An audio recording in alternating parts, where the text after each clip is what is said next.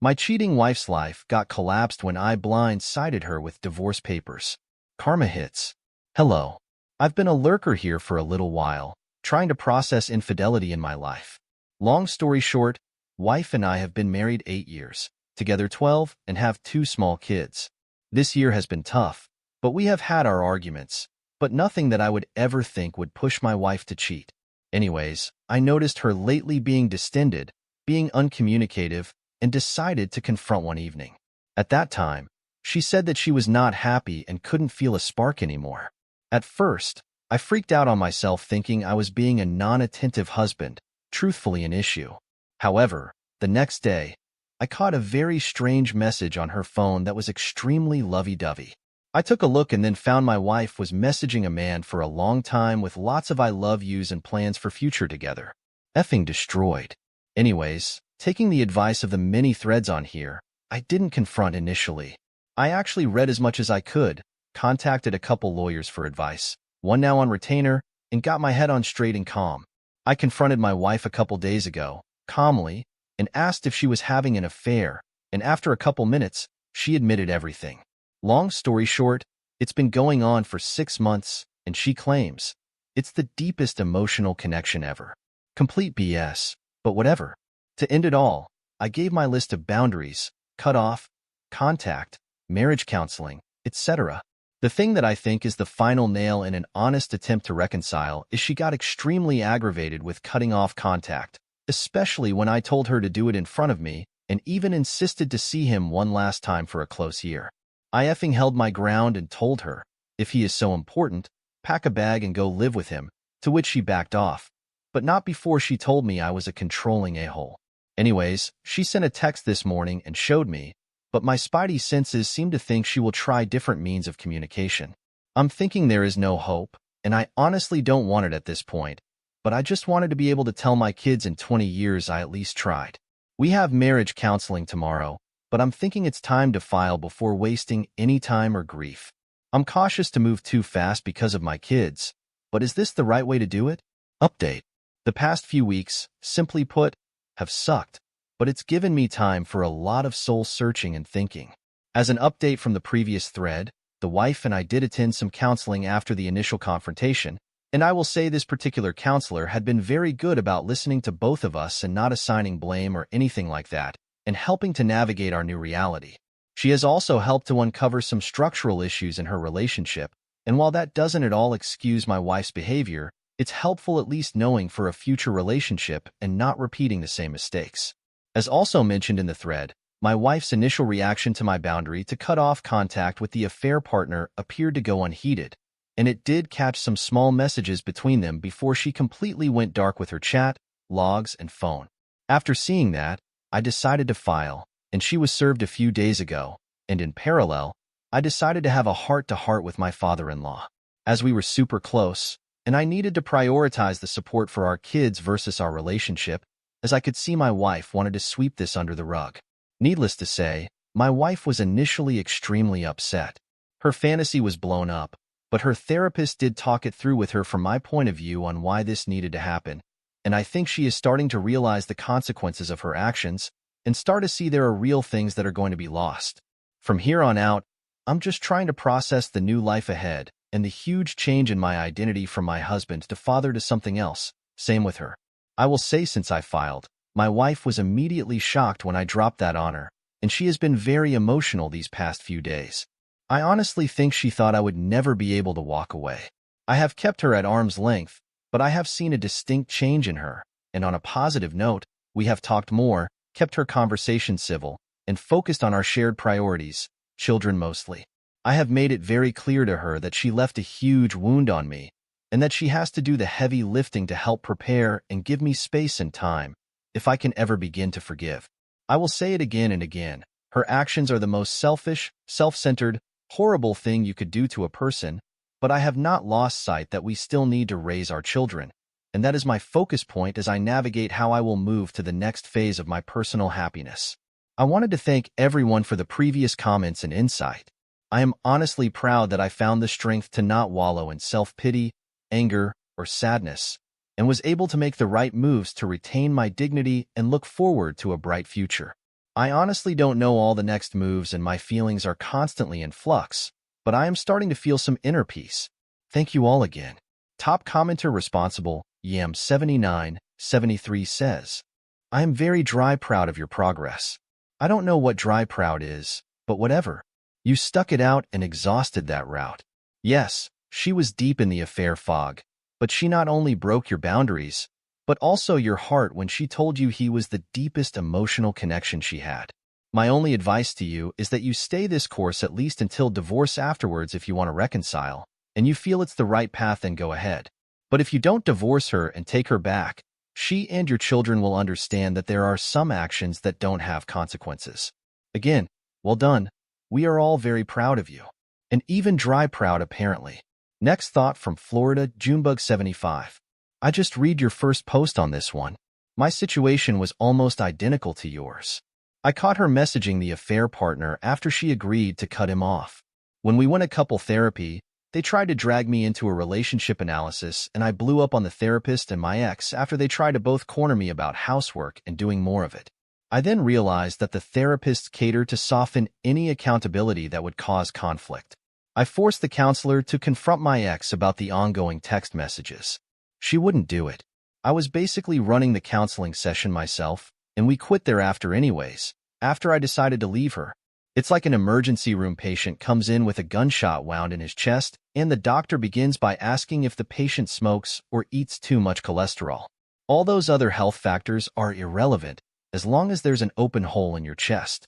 This is why when you start describing your counseling session, I was getting pissed and thinking that they were somehow going to convince you that you had a part to blame for the cheating. My ex was also shocked I went through with splitting up too. Anyways, good luck, and I think you're doing the right thing. Our next comment comes from D, Reddit Avenger. Hope you don't discount what will be lost if you stay. This is never talked about, but it's a very real thing. Anyway, you are on the right track. Though I will say I think marriage counseling at this point is a mistake in this situation. You can't work on a marriage without a framework of good faith. You need that as a solid foundation. It takes consistent effort for a wayward spouse to build that, and it's something that needs to be earned. It's just a waste of money to try to do that right after an affair, like putting up walls on a dirt slab.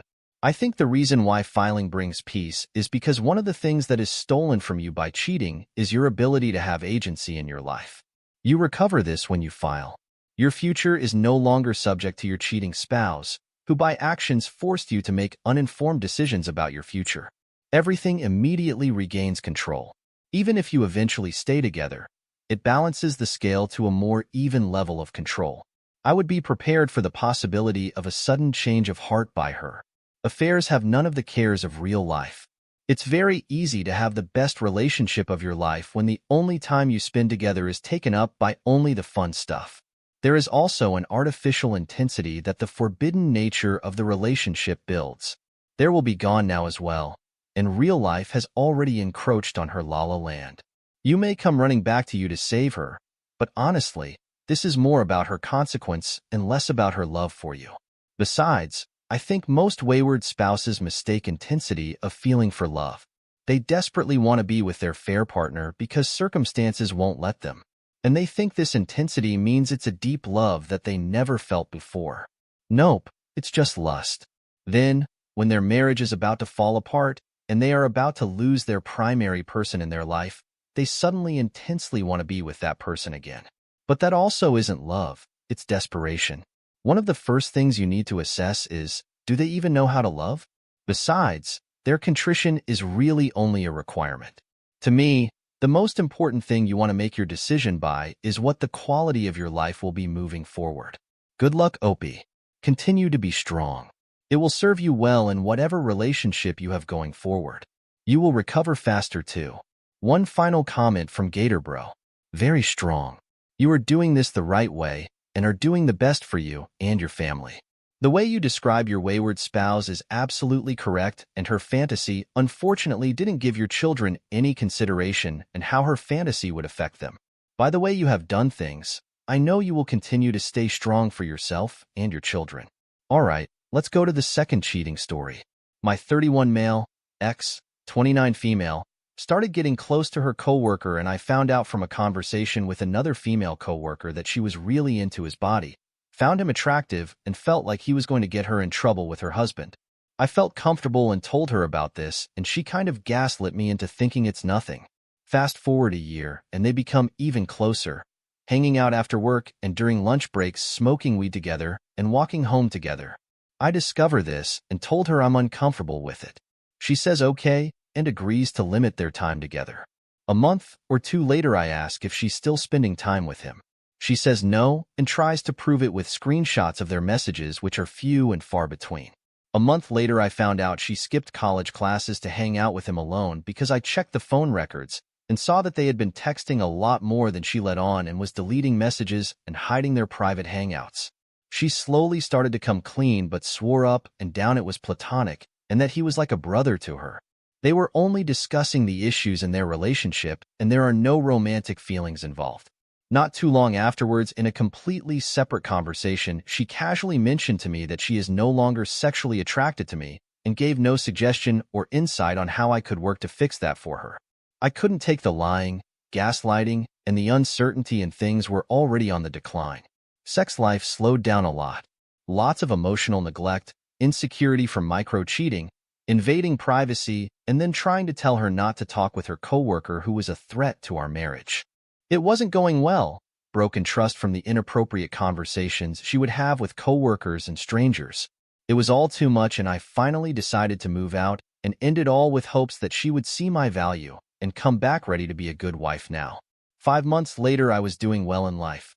New job, new apartment, 30 pounds lost, and a boost of confidence from meeting new women with lots of successful moments. I felt like me again. Then her and I started reconnecting again.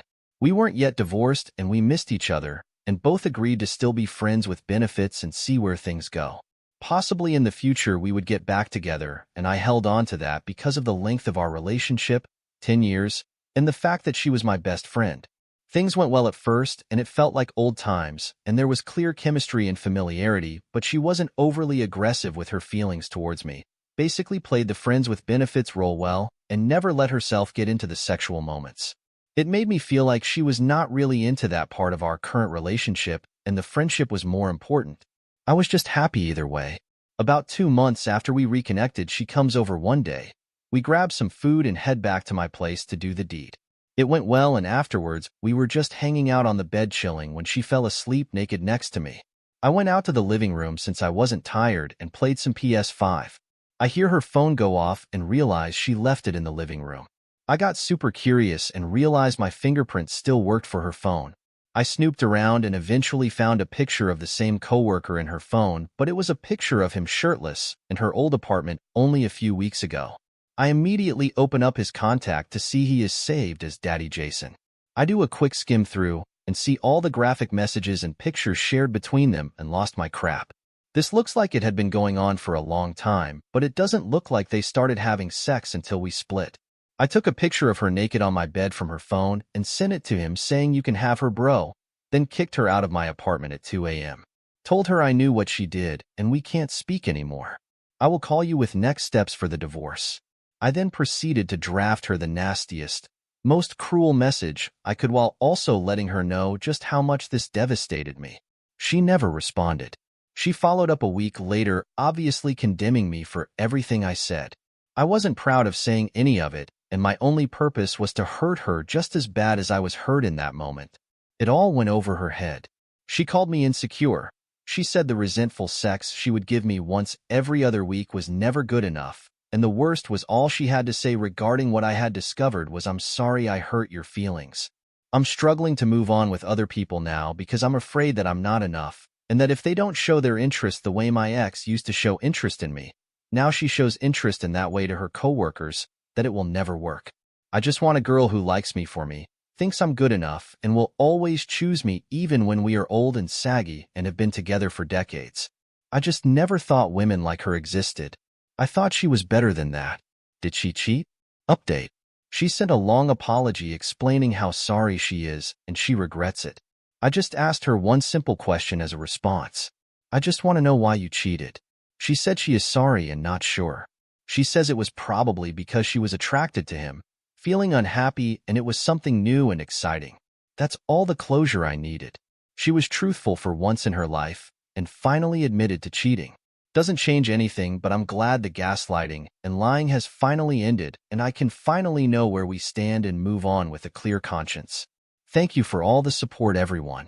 It's going to take a little while, but I will bounce back better than ever from this. Let's see the top comments. Informal Writing 434 wants to say, yes, she cheated. She also had an emotional affair with him while you two were still together. Disrespected you and talked crap about you a million times to him. Even brought him over to your old home. The fact you even got back with her in the first place confuses the hell out of me. And even when you found the messages of her calling him daddy, she didn't even apologize. She just belittled you instead. Then you say you want a girl who treated you the way she did? You weren't the only one she was treating like that, so it wasn't even special. Another comment from Life Yogurt Closet 98. No one lies about a platonic relationship. You already know she was deleting messages. No one skips college and lies to their spouse just to smoke weed. She's for the streets, and you should have left her, but when you felt confident again but you still wanted her validation, well, you made sure the breakup was easy, and you made sure she could move on easily. You should always tell your social circles the circumstances of separating. P.S. She is and was cheating.